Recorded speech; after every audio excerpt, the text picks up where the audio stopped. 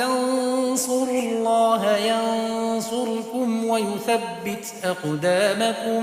بسم الله الرحمن الرحيم. السلام عليكم ورحمة الله وبركاته. الحمد لله رب العالمين وبه نستعين على أمور الدنيا والدين وصلى الله على نبينا وسيدنا محمد وعلى آله وصحبه أجمعين. أما بعد. Pada hari ini kita akan berpindah ke bab baru. Kalau sebelum-sebelumnya kita membahas tentang bab berbakti kepada kedua orang tua, maka hari ini kita akan membahas bab berbakti kepada ibu. Kenapa dia khususkan ibu? Karena Islam memberikan perhatian khusus kepada ibu. Mari kita dengarkan hadis yang dibawakan oleh Imam Bukhari. Hadis yang ketiga. An Bahz bin Hakim an abihi an jaddihi.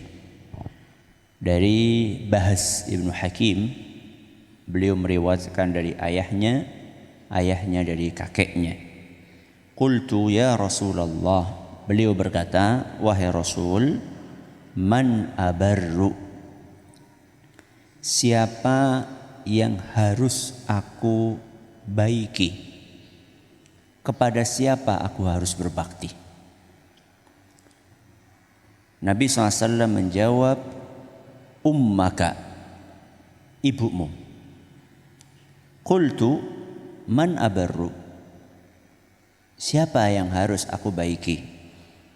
Tanya kedua kalinya. Nabi SAW menjawab, ummaka, ibumu. Bahas atau kakeknya Bahas mengulang lagi pertanyaan yang sama. Siapa wahai Rasul yang harus aku baiki? Nabi SAW menjawab dengan jawaban yang sama. Untuk ketiga kalinya, ibumu. Yang keempat kalinya Bahas mengulang lagi pertanyaan yang sama. Kakeknya Bahas, man abarru, siapa yang harus aku baiki?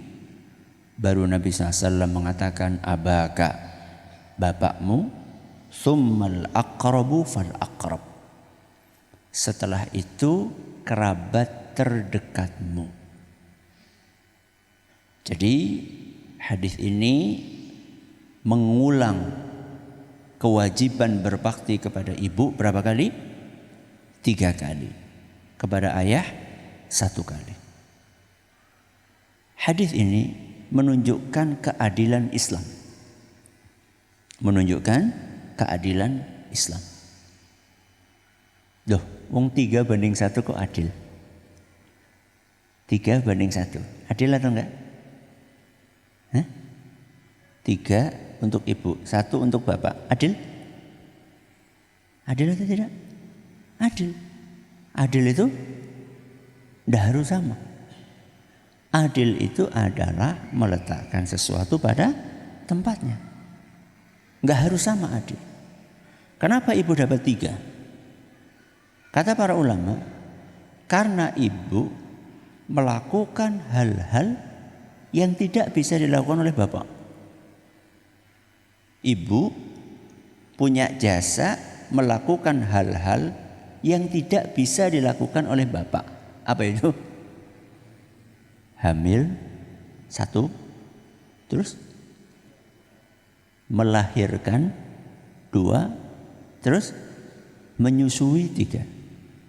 Dari 3 ini bapak bisa apa? Ada bapak bisa hamil? Tidak ada. Ada bapak bisa melahirkan? Tidak ada. Ada bapak bisa menyusui? Tidak ada. 3 jasa ibu yang tidak bisa dilakukan oleh bapak. Yang pertama hamil. Mulai dari awal hamil itu sudah berat banget. Yang diistilahkan dengan awal-awal itu ngidam, muntah-muntah, ya, tubuh nggak enak. Kemudian setelah lewat masa itu, maka semakin berat kandungan, semakin berat pula beban yang harus dibawa kemana-mana. Bayangkan 2 kilo, 3 kilo beban yang harus dibawa kemanapun ibu pergi. Ke kamar mandi dibawa, ke pasar dibawa, tidur dibawa. Yang ini seandainya dibebankan kepada bapak-bapak, banyak di antara bapak-bapak gak kuat. Padahal secara fisik lebih kuat. Coba antum bawa beban 2 kilo 24 jam kali 360 hari kali 9 bulan. Gak kuat. Satu, apa itu? Hamil, mengandung. Yang kedua, apa? Melahirkan. Ya. Ini antara hidup dan mati. Antara hidup dan mati.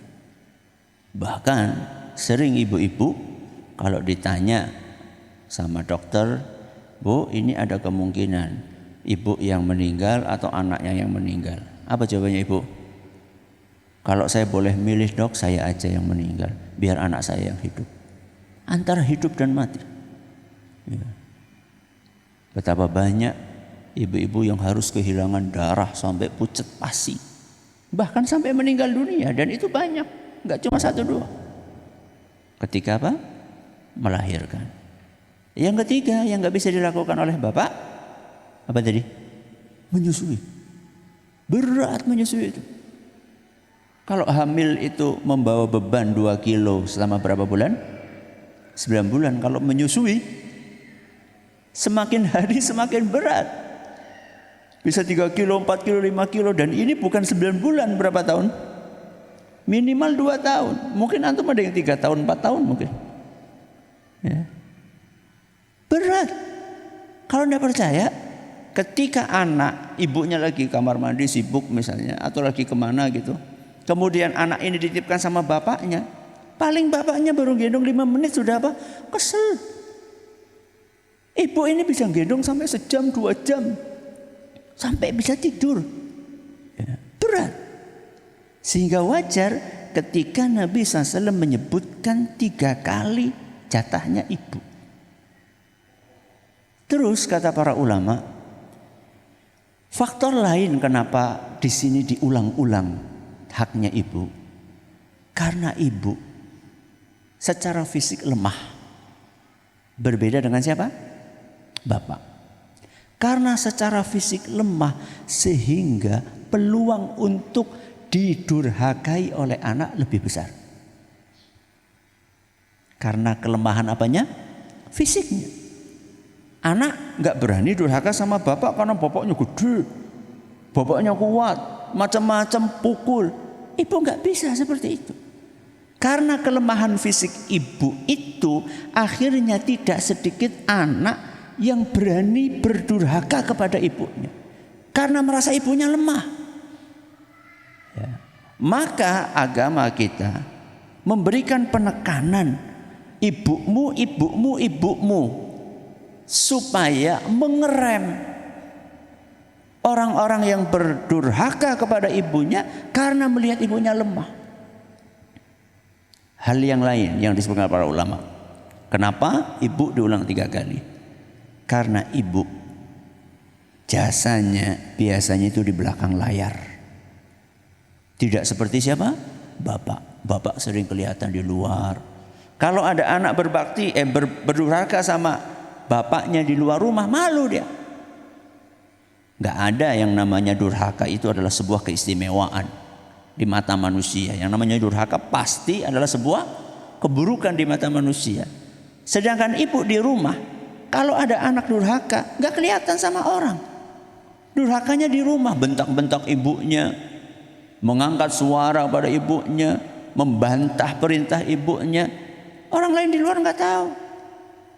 Karena banyak yang tidak tahu isi rumah kita, sehingga anak-anak tidak sedikit yang durhaka kepada ibunya karena nggak kelihatan. Maka agama kita mencegah hal itu dengan menyebutkan ibumu, ibumu, ibumu. Baru yang keempat siapa? Bapakmu. Kenapa bapakmu?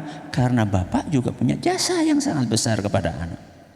Merawat anak, bekerja, membanting tulang, memeras keringat, supaya anak ini bisa beli susu, bisa beli makanan yang bergizi. Setelah itu kemudian masuk sekolah, dia harus mikirin biaya supaya bisa sekolah. Setiap bulan nanti di awal tahun ada daftar ulang, nanti pindah pendidikan, ada biaya ini, biaya itu. Capek juga bapak, makanya disebutkan bapak. Yang terakhir, tsummal aqrab fal aqrab. Setelah ibumu, bapakmu, kemudian siapa yang harus kita baiki? Manusia-manusia terdekat dengan kita, kerabat terdekat. Ya, kerabat terdekat ya mungkin bisa Pak D, terutama dari jalur ibu. Ya, Pak D dari jalur ibu, Bude dari jalur ibu, Bule dari jalur ibu. Ya, itu termasuk yang paling paling dekat. Ya, kemudian kerabat-kerabat yang lainnya. Ini hadis yang ketiga yang dibawakan oleh Imam Bukhari. Insyaallah pada pertemuan berikutnya kita akan berpindah ke hadis yang keempat. Wallahu taala a'lamu bissawab. Subhanakallahumma bihamdika asyhadu an la ilaha illa anta astaghfiruka wa atubu ilaik. Assalamualaikum warahmatullahi wabarakatuh.